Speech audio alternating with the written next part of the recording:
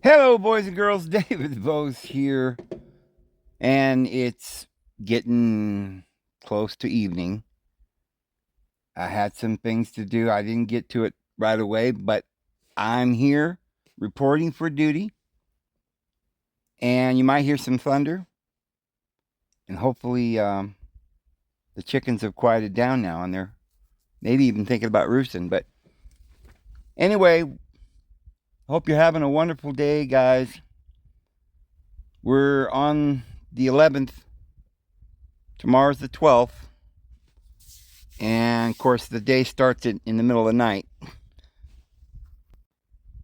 The Hebrew calendar, they go from night to day, so more possibly be on the 13th during the day. But anyway, looking for some kind of showdown here in Israel.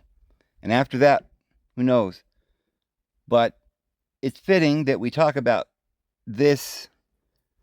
Perhaps. This meaning what we were talking about yesterday. We were going to talk about the cult and who runs the world and all this, secret societies in the Golden Dawn. It's come down to the various organizations. And we said that there's a history. And there's a lot that we need to tell you about who they are, where this all came from, and what's really going on that you probably wouldn't hear anywhere else. You'll hear all of this information somewhere because it's all true, but it's putting it all together that's the key. So it's like finding a clue, like a trail, like Hansel and Gretel's crumbs in the forest. Well, you wouldn't think anything of it if you were just walking in the forest and you found some crumbs. But if you'd found these crumbs all the way along in a trail and you knew that there was a beginning point where you found them at the witch's cabin or whatever, then you might put it together and start following the crumbs to see where they led. And so it's the same, I guess, as this. There's a lot of things pre-knowledge. If you start off, as most scholars and Christians do, believing that there is just a thing called the Christian religion, and all of them are responsible for everything that was ever wrong in the world, and all of them are responsible for everything good, and they all believe the same, and it's just this, but that's ridiculous, and that's not true. And so,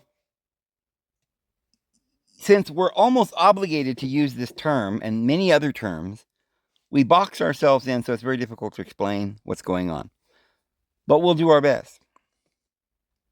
But I want to just start briefly, and I don't want to go into this very much because we've already gone through this video after video after video. And I want to concentrate on the history after Christ in this video. But we also have to recognize that Christianity at the time of Christ was not at all what anybody thinks it is. It was a worldwide religion when Jesus was here. It was here before he was born. It is the universal religion. They're Essenes, they're Zoroastrians, they're Buddhists, they're Egyptian emerald tablet worshipping, Sumerian tablets, Babylon. All of this is in every nation, and it's the same pantheon and it's the same beliefs. The only odd man out might be Judaism, which is not where Jesus intended to go to study and become an adept and learn how to not keep the law, because that's what they were doing. They were keeping the law, and Jesus didn't do that. He came there really to condemn them because that is the lowest place on earth there at the Dead Sea, and it is a symbolic place of the depths and of ignorance and hypocrisy. Jesus didn't teach any of that. John the Baptist was the head of a worldwide organization going back, having the mantle of Elijah, who wasn't the prophet over just the two tribes of Judea or those who kept the 10 Commandments or anything like this, but was the prophet of Israel, the 10 tribes that were scattered and went all over the world. And Elijah had a different place, a school. He was a master who had disciples, as Jesus did. Same tradition. Jesus didn't start the tradition. And it's something that they do in the East, too. But Elijah had students, and he had a mantle, meaning he had this office that was this higher priesthood that was handed down from Adam. And we've talked about all of this mantle that was handed down from the Garden of Eden. So at the time of Christ, when he passed away, the history tells us that Mary Magdalene and Mary, the mother of the Lord, and the 72 and Lazarus got on a boat and sailed over the Mediterranean and landed in Marseille, France. Now, at this point, we have mosquito. We have the Lord who has now been chosen and identified as the Messiah. He's been crucified for it, and his wife and family have scattered. Christians are being persecuted. The apostles have all been scattered and persecuted. They all went to different nations to preach.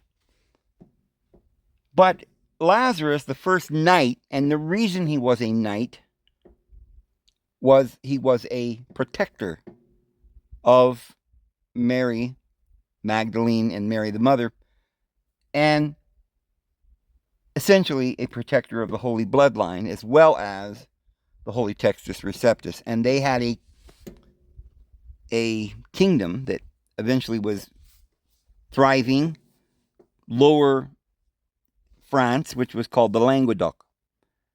And they made this kingdom, sometimes called Septimania, and they were separate from the rest of France. The rest of France, various kings and so forth going on, but up in the area around Italy, they had members of the Languedoc crew, of the Holy Seed. Martha is reportedly in esoteric writings and ancient scriptures linked with stories about her conquering a beast. And all of these stories are very symbolic. So it's identifying the beast or the throne of the beast there in Italy. But there were members of the Holy Order of Christ that were in France, and they ended up going all over the place in Spain and Italy. At that early time, right after Mary and Lazarus got there in Marseille, France, they were initially right there in Lower France. And they began to build cities, and along the Rhine, they were the creators of these cities like Montpellier and all the way to Paris. 169 cities and towns and villages. But they had been in the habit of kind of sending out missionaries. They didn't have, popes. They didn't have clergy. They had a group that they called the perfect. And all they were is certain ones who kept an austere life and were vegetarians. And they had some kind of thing that you might consider they were celibate, but it really wasn't what we today understand as a group that was to be celibate. They had, there is a lot of rumors that they had certain sexual rights, but we don't know what they are, and we shouldn't speculate. But I guarantee they were not orgies, and they were not of any kind of debauchery or perversion. There certainly was handed down through this descendants of Christ the true teachings that have the Arios Gamos and the holy virgins that follow the Lamb wherever he goes. And there's a lot that we could talk about there, but that's not the theme of this video. So in times past, as the things progressed, when they were captured by the Catholics and stuff like this, they were tortured. They were told to recant. And there are stories of them, claiming that they were all a bunch of perverts and that they were idolaters and so forth. The reason they were called idolaters is because they didn't believe in Jesus as the deity. They believed he was a man, as I do. And I believe that as a man, he was deity. And that's what they believed. And they believed that the Old Testament deity, Yahweh, was the devil. So they had a kind of duality in their religion, kind of like Zoroastrianism, because they took their teachings from Zoroastrianism, and they were unapologetic. They were connected to the Manichaeans, who was a group in that early days after Christ, that a man named Mani came along and taught many kind of Eastern things, Zoroastrian things. Maybe that's how we would look at it, but really that's what early Christianity was. The mystery schools were everywhere. Pythagorean, they had Pythagorean Platonic views, which were, views of the Egyptian priesthood and the Persian priesthood, as well as the Indian priesthood, because Pythagoras went to each of these schools in different parts of the world and became an adept, and took that back and created philosophy in Greece. So they weren't like, they had nothing. It wasn't really what we think of at all. Christianity was the religion of all the tribes, and all the tribes are in all the world, and they have all these prophets that went out to all these individuals, and the prophets all taught them, and they're different lands, and it came down to us with different traditions. It's all going to be restored one day. Now, with that in mind, and realizing then that early Christianity was an esoteric doctrine, they didn't believe in laws or religion or government. And this is what made them hated by those up in the Holy Roman Empire by this time. That land wanted some right to reign. And so they went to Baghdad, and they got somebody that was there of a descendant of Jeconiah, a Jewish king line. And this was like around 750, 800 AD. Charlemagne had an aunt that married this man that was from the line of Jeconiah from Babylon, because the Judeans had been taken into captivity in 600 BC to Babylon, and not very many of them had ever even left Babylon. They were still there. And so you have a Babylonian Talmud, and their beliefs come from that. And that is an apostate religion. They don't understand the scriptures, and they have this old covenant with this other deity with the two horns, which Michelangelo and others painted Moses with two horns, to show that the covenant of the Old Testament is the covenant that is the dark side, and the new covenant is the good side.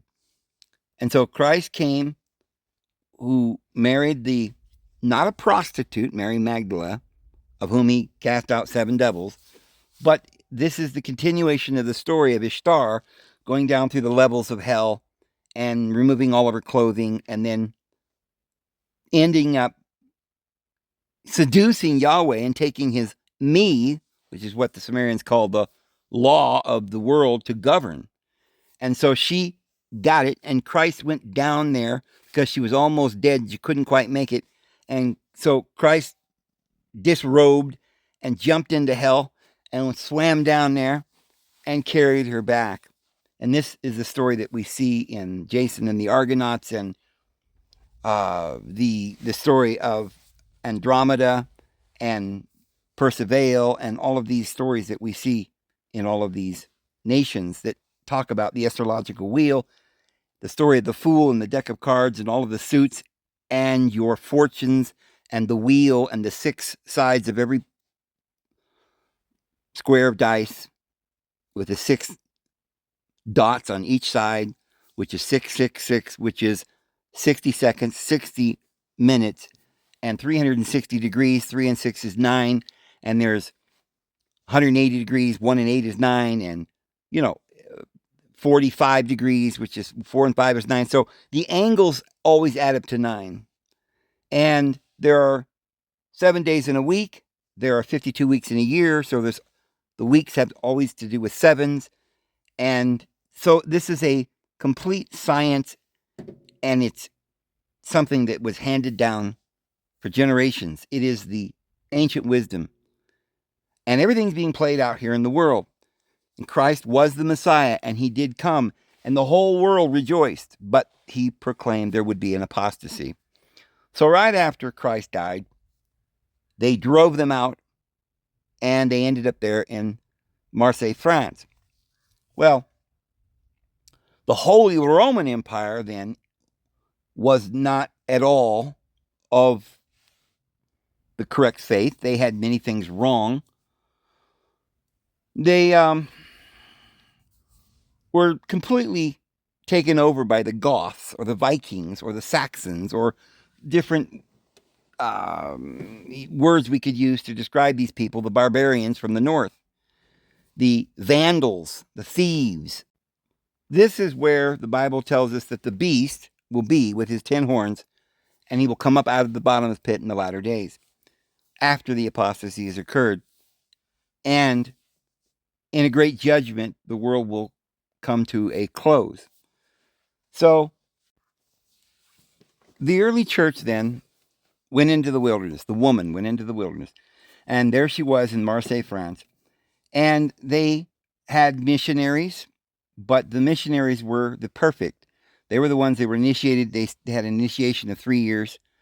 And once they got through that initiation, then they became like traveling preachers. They were like vagabonds. They would just traverse the world, not having money, swearing off of money, and doing what Christ said to do. They didn't believe in laws or that you were a sinner. They preached the gospel. And we could talk more about all the different things that they believe. But the world today calls them cathars. And they say that they're similar to Gnostics, that they're a Gnostic group. Well, why were there so many different groups that would spring up here and there, and they would have so very similar views and stuff? It's because they were being persecuted and driven out. And this is why they went underground. So these were the earliest secret individuals, secret only because they had to avoid being murdered. They would come in, they had inquisitions. So in like the 8th century, 9th century, I think it was, Philip the Fair or something. Not a fair guy, for sure, but he hated, he was ruling the part of France that was trying to have a civil war with these heretics that wouldn't accept the Catholic faith. And the accusation is that they didn't accept the Lord Jesus as divine. They didn't believe in Mary and the virgin birth or anything. They didn't believe in crosses, that they were supposed to have been spitting on crosses. And so they had this inquisition to see, and the inquisitor said, well, I find nothing wrong with them. They're not heretics. And the Pope said, well, okay, then they're fine. Accusation was false. But Philip of France didn't like them because they were more loved than him, and he was a plant or a spy from the Saxons up in the northern part of Bavaria. And so he had ties and affiliations with some of the northerners, and they were working tirelessly to eradicate this group of, yes, they were Judeans, they were Israelites, true Israelites, and they taught many esoteric things. And this undermined the authority of the Pope, their wealth, their power and fame, and so they had to be eradicated. So, regardless of whether they were actually heretics or bad people, or the accusations that were brought against them were true, they began persecuting them. And it all kind of came to a head when they murdered this man named Jacques Molay. And this was a big thing. Now, Jacques Molay was also Jewish. And there's a lot of these individuals that seem to be, in history, we call them, but they were Jewish. It's not like they were running around saying, we're Jewish. You know, they weren't in Palestine. They weren't really Jews. But they were people that today people somehow find some records and discover that maybe there was some discussion about their bloodline. Well, the reason why is because people just get bits and pieces of history and they don't understand it. The truth is that they were all Israelites from Christ Jesus and Mary Magdalene. And so they did have,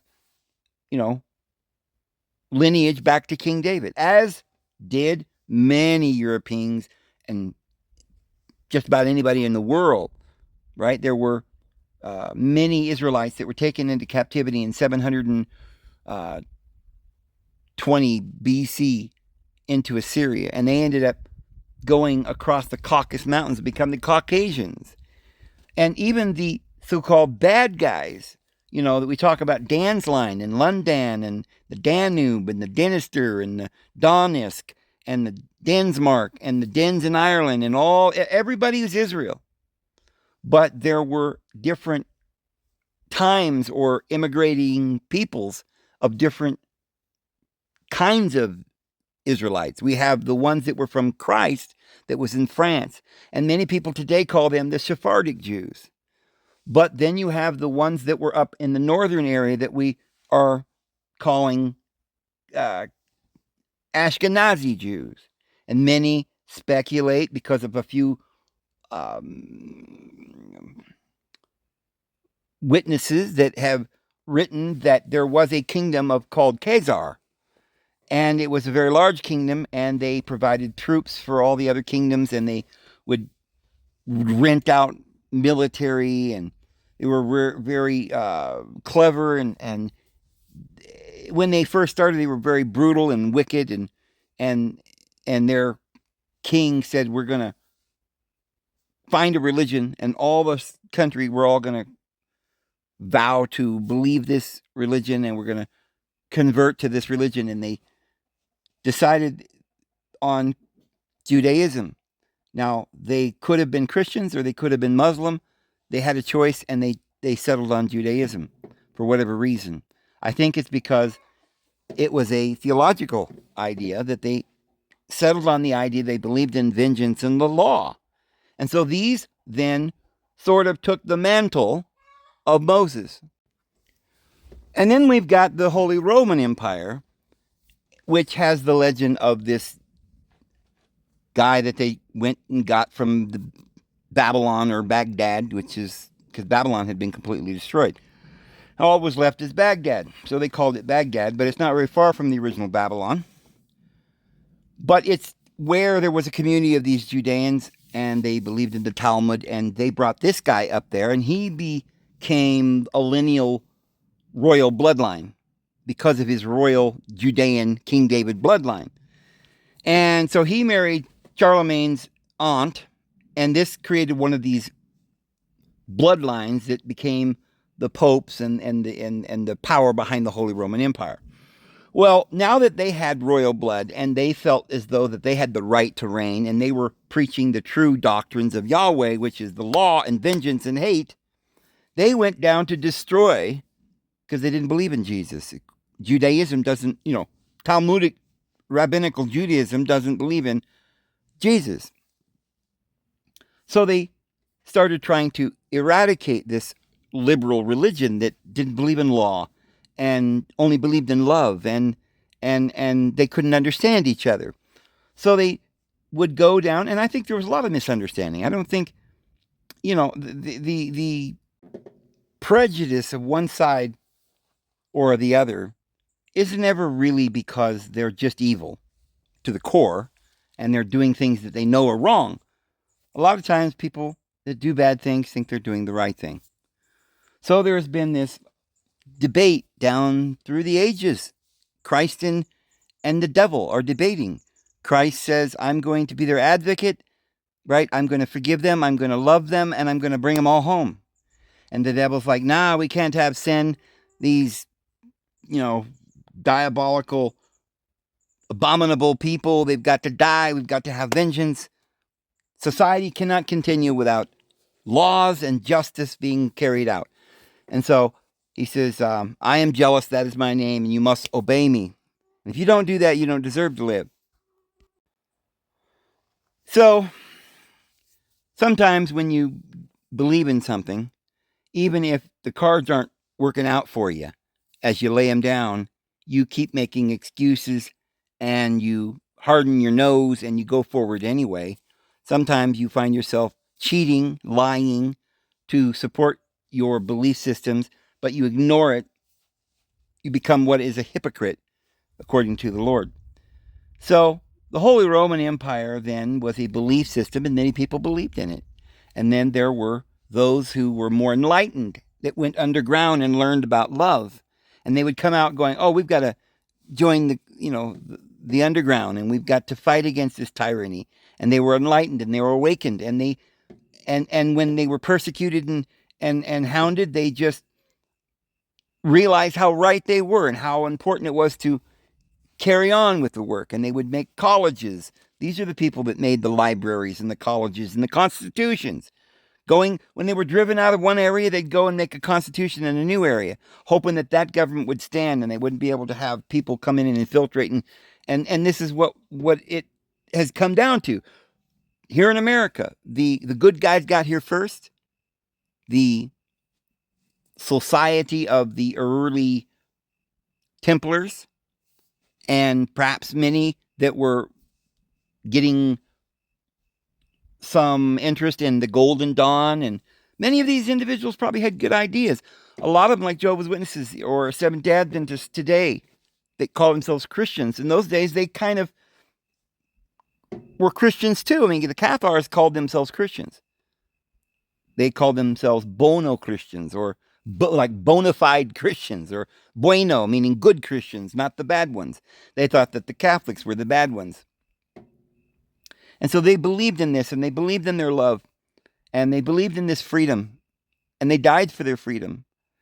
And so there is a story where they had them all inside of a castle where they were huddled in a corner, in a terrible place. They stood their ground, starving in this castle, and finally they didn't have any more food left, and they swarmed them and massacred 200 of the perfect, and then they made the others who would not recant, they put them on the pyres and on the fires. They burned them alive. And so there were said to be 200 of the perfect that were put to death, massacred.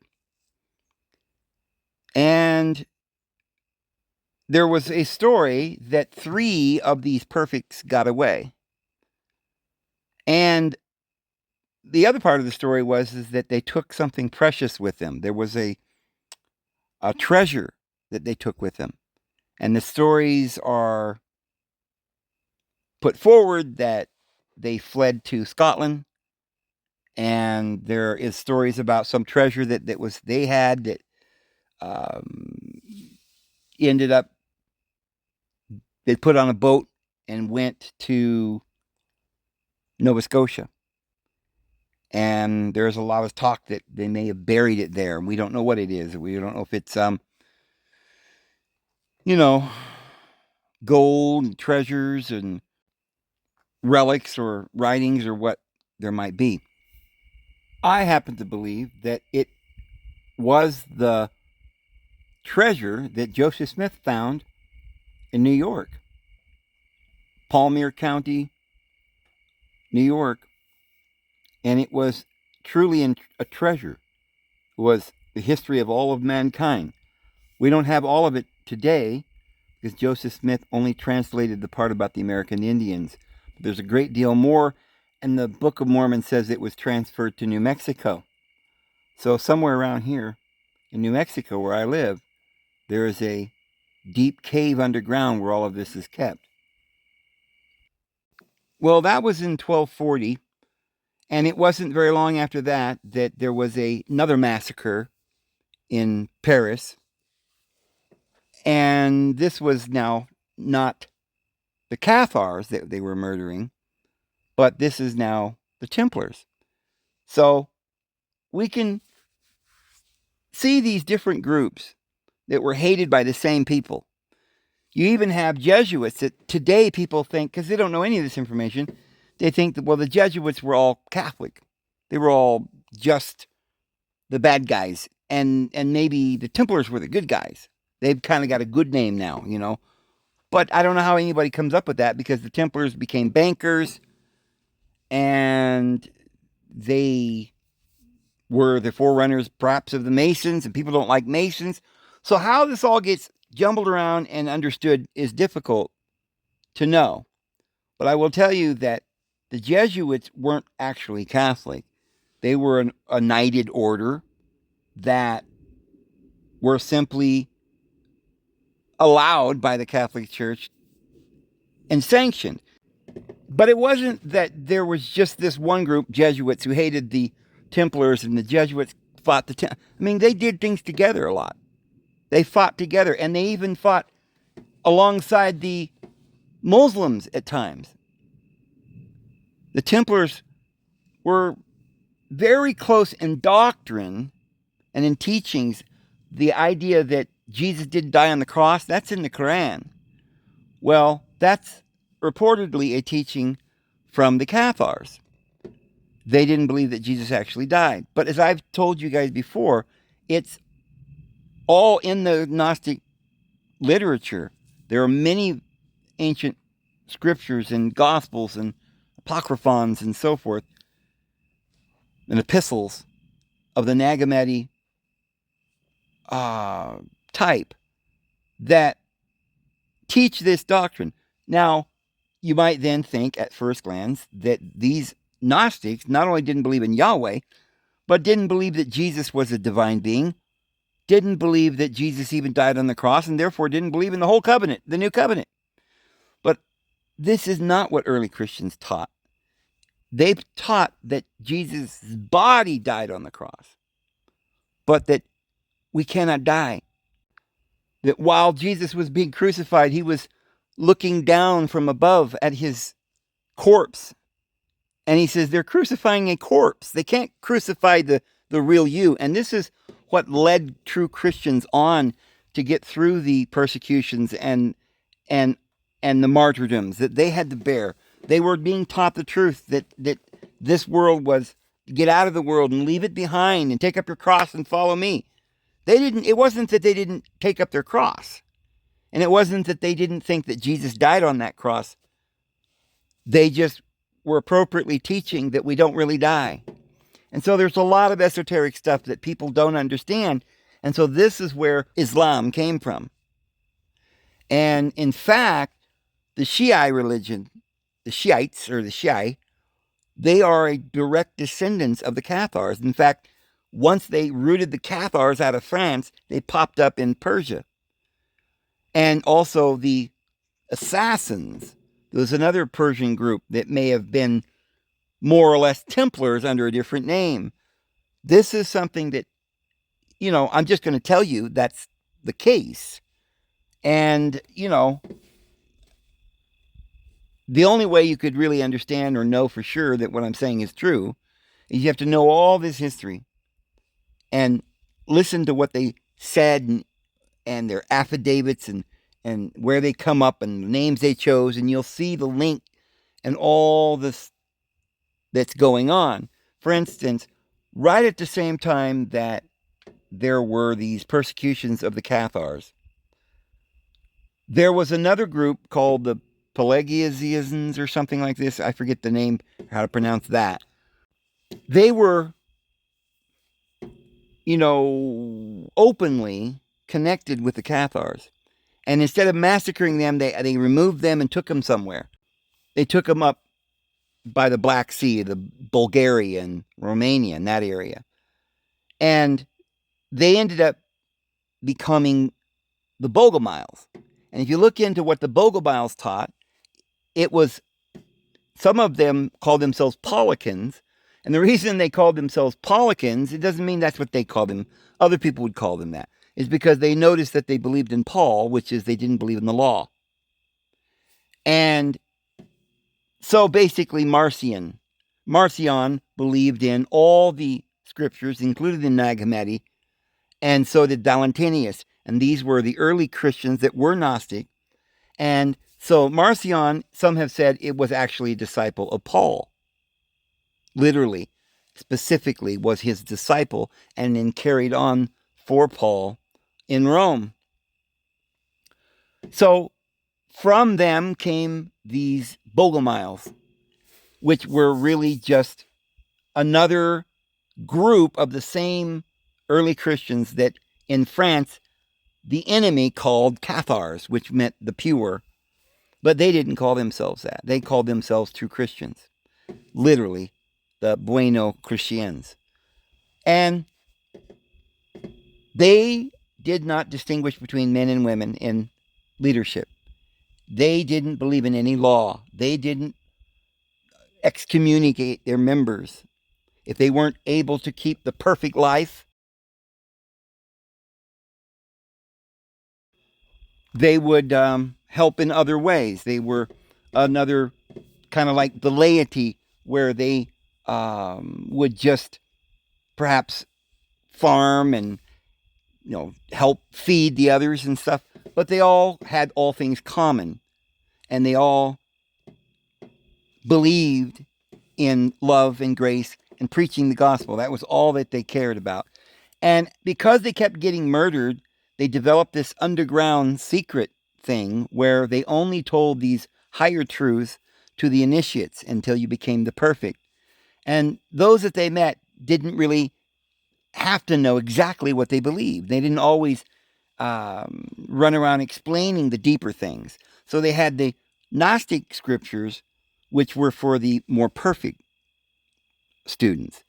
And then they used the Paulican letters and the four Gospels for the ordinary persons that were just curious, that had not yet been initiated. So we know then that when they were rooted out of France, they went everywhere. And going up into the Balkan area, they became Bogomiles and Paulicans.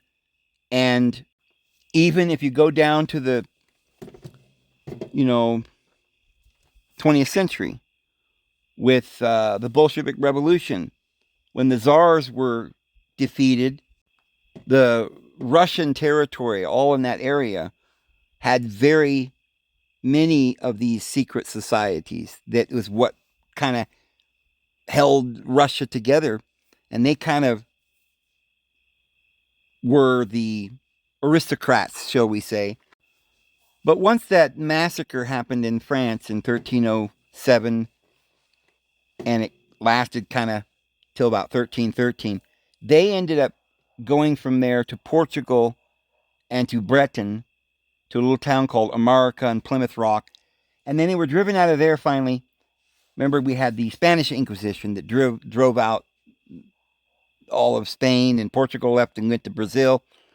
And so one group got away and went to Scotland, and there's where you get these rumors they had this treasure, and they seem to be related to some individuals there in Scotland that had gone before. Now, there's a lot we could talk about there, where there seems to have been Christians there for a long time.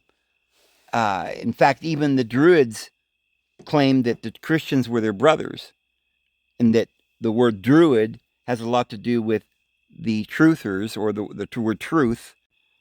or like a seer. They were like seers, prophets, truthers.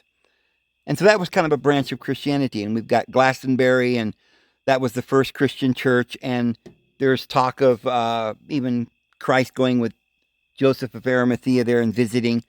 And there's stories about how they were so closely related and they knew each other that they were actually allowed in and given land there. And you couldn't have land in this community of Christ unless you were a member of these Druids. And they accepted Christ. They believed in Christ. They believed in the Christ, which they were a part of this other one world religion. So when the Christians ended up going there, there was one line that today we talk about as the Sinclair. Sinclair was supposed to have come to America in around like 100 years before Columbus. And he was supposed to have gone to Greenland and then down through Nova Scotia and to the area around New York. And they built up a kingdom here. This is why we see these big buildings here in Chilago and St. Louis. And they had quite a civilization here for several hundred years before the Northerners came on their boats. You don't find Jefferson and Madison and Washington and these guys talking about what I'm saying much. They didn't say, hey, you guys, you're latecomers. We've been here all along. What's going on here? Because this was secret knowledge. They couldn't say who they were. They couldn't explain all this in books at the time because it's just like today. There are people in the occult that know what they're doing.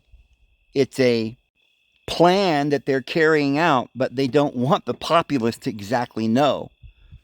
And so even the good guys couldn't, make announcements publicly. They did it.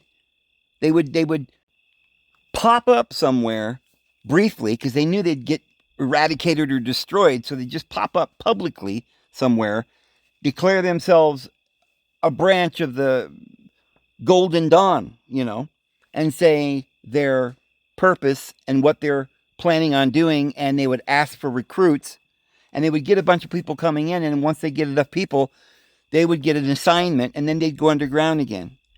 So they were doing good to get the Constitution in place.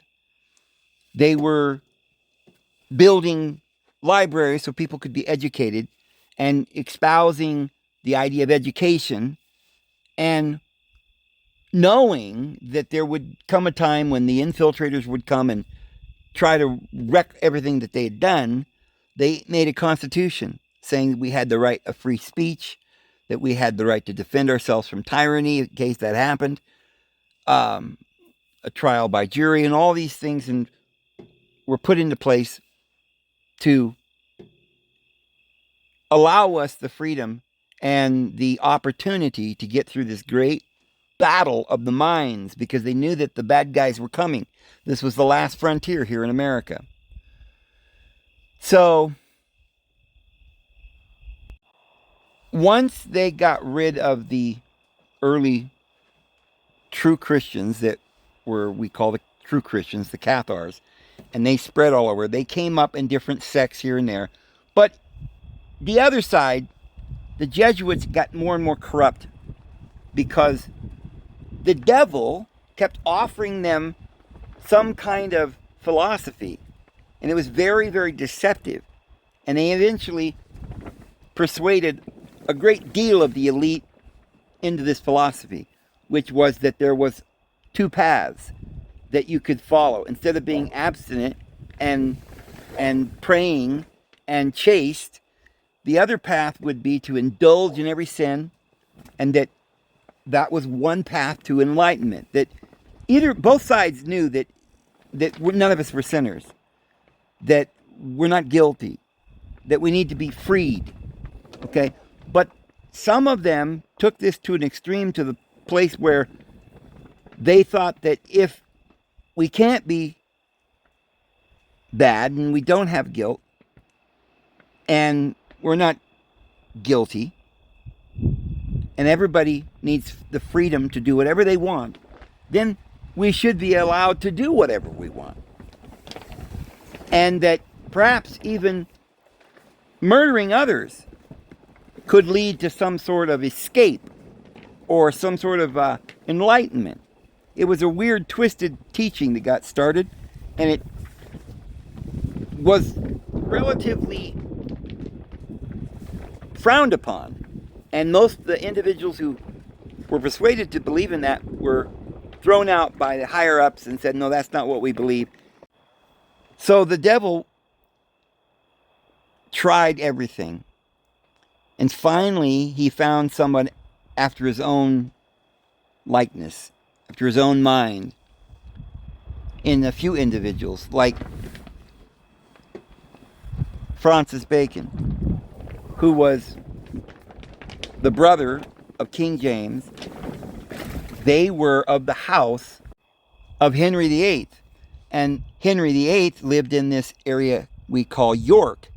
So when they came over, they called it New York and continued on with this plot. They infiltrated the original Templars and created in Bavaria in, get this, 1776, as if they knew that the other side was making a constitution in 1776, and they were doing the counter revolution in 1776, and they created the Illuminati. You'll remember that in California, there's a little thing called the Bavarian Grove, or the Bohemian Grove. Bohemia and Bavaria are next to each other. It's the same spot. It's just a different name. It's where the Illuminati was made. So the little avatar that the Bohemians and the Bavarians used when they made the Bavarian Illuminati, where Adam Weishaupt went and made the Illuminati, was the owl. Well, you'll remember that the Bohemian Grove has this big owl where they're doing these human sacrifices. Whether they're real sacrifices or pretend, it means nothing to me. But it is definitively the kingdom or the rule over the earth at this time. The Bavarian Illuminati, they run the world. It's not even like debatable. We saw Nixon, Reagan, Ford, Carter, all of them down there in the Bohemian Grove doing the hanky-panky and doing all this stuff, and Alex Jones supposedly exposed all of this. And these are making political appointments there. We don't vote people in, they make it. They decide. And they are devising the plans. It's like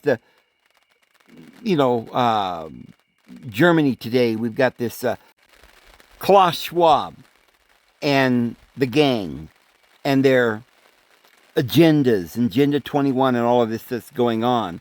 That's from this same area of Bavaria. These individuals were closely related with individuals who believed in Judaism. There was certain individuals that became Prime Minister of England about that time. Disraeli, or how do I even pronounce his name, became the Prime Minister. There were certain individuals like the Rothschilds that were infiltrating and marrying and having affairs with Queen Elizabeth. And there were 9 bastard children that they put in power at different places.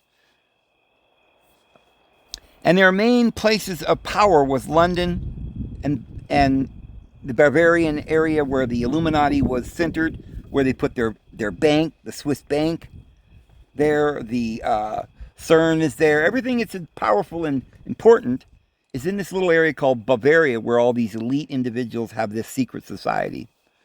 And so they were infiltrating, and they brought and devised the York Rite with 33 degrees as a big umbrella to try and get everybody in. And now they wouldn't give them the higher enlightenment. They'd just give them some little degree that meant nothing. But they could learn obedience. They would be trusted. They'd get a good job.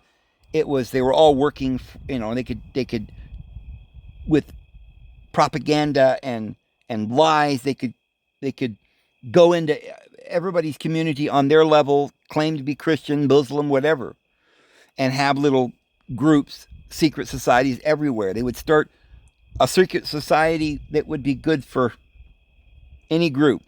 So if you had some Christians that couldn't accept that Jesus wasn't the only way because they didn't believe he was, then they would start a Christian religion to just sort of, he's not really God, not explaining the true esoteric truth that we're all divine, but just twisting it and making it some story that undermines Christianity in a way that takes people's faith away from his second coming, and then at the same time trying to get people to believe that freedom is license to do evil.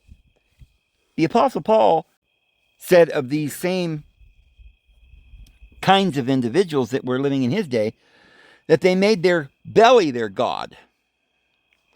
And that even though all things were lawful, not all things were advantageous. And that we have a conscience and that we need to follow love. And love didn't do harm to your neighbor. And it was chaste. And there was only the one path. And few there be that find it. The way, the truth, and the life is through the enlightenment, through love. So, the last remaining true Templar was probably Joseph Smith, one who was fully enlightened and was a perfect. There were others like Charles Taze Russell that we can only surmise must have been possibly in his heart he was believing this. Like I said, a lot of them got deceived on certain things. And in his case, I think he was really deceived about Zionism, not understanding this part about Yahweh being the devil, or I don't know. I'm sure he had to have been familiar with it, but he evidently rejected that, or he was working for the Zionists because he seemed to be doing a lot of that. He'd write letters to the Rothschilds. He seemed to more or less be obsessed with Zionism and his interpretation of the Bible, which was flat out wrong. So they financed him quite heavily. Joseph Smith, on the other hand, they tried to get him to accept all these perversions and polygamy and different crazy things. But he refused to follow this evil, and they martyred him and sent in Brigham Young, who was also from the York Rite, and like Albert Pike and all the rest, had accepted this ridiculous idea that we could, make other human beings slaves. We could tell our women that they were to be, submissive, and they weren't allowed to be a minister or a leader, that they had no rights, that they had to do what they're told, and that you could have, young women not even having experienced puberty, they could marry them. This was the kind of thing that was going on right at the time of Francis Bacon, when this Golden Dawn came up. I believe it was a perversion. After they'd wiped out the Cathars, Mathers and all the rest, they weren't good people, but some of them weren't quite fully evil either. May have thought they were doing the wrong thing, but were deceived, which is what I think Mathers was. So at about that time, about the time of Francis Bacon, there's another character, John Dee, and his sidekick, Edward Kelly, and they all worked for Elizabeth. And Elizabeth was working for the Rothschilds now at this point. She'd allowed them into the parliament, and they were changing laws so that they could now marry outside of, up to that point, the royal bloodline of Britain could not even marry anyone who wasn't a Christian. So it was actually forbidden for them to marry Nathan Rothschild. You probably heard stories about Queen Elizabeth's husband, Prince Albert, and he was unable to have children. And somehow or another they managed to have 9 children. Well, everybody knew at that time, and you can certainly find it anywhere just looking on the internet, but what the secret was, it was going around that they didn't want anybody to know, but those 9 children were children of Nathan Rothschild.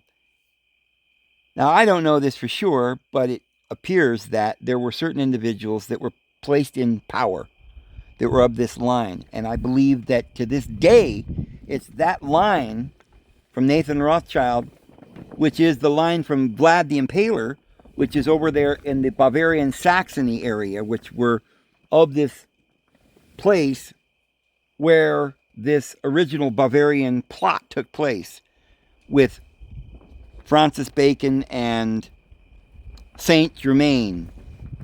If you read any of these modern false occult individuals like Elizabeth Clare Prophet, who was a self-styled one of the 2 witnesses and followed this New Age philosophy. Even Rudolf Steiner, I do believe, was sent in to try and distance the New Age movement from Helena Blavatsky, because they understood that if you followed and listened to what Helena Blavatsky really taught, you would not be confused.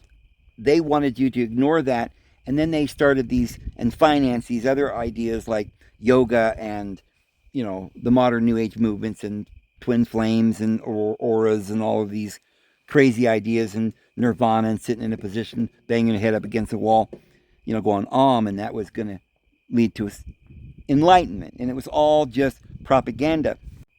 But William Shakespeare, aka Francis Bacon, and King James were descendants of Henry VIII. So Francis Bacon and his brother King James were children of Henry VIII, and Henry VIII's daughter was Queen Elizabeth. So these guys were all related and were all of royal blood. What would prompt Queen Elizabeth to allow Nathan Rothschild into the parliament to change the laws that they had to marry Christians and give all this wealth and money to the Rothschilds, and then hire a occultist to do a seance, John Dee and Edward Kelly, which conjured up Satan, and through satanic rituals and the opening of the bottomless pit, they brought Satan out, and Satan gave the British Empire the rule of the world because they worshipped him, and they developed their secret CIA organizations and KGB organizations and clandestine shadow governments all around the world, and usurped everybody's parliaments and Congress and their constitutions. All for this plot. Once they had infiltrated these organizations, then they created this Golden Dawn. They went and came to America and made Jehovah's Witnesses, and Brigham Young made the modern Mormons, and the World Council of Churches. They're all in on it. And it's a plot from Satan. So anyway, I'm just go ahead and leave it there, and we'll talk more about this. There's more details I want to share with you. Have a great evening. The Lord will bless you guys. See you tomorrow.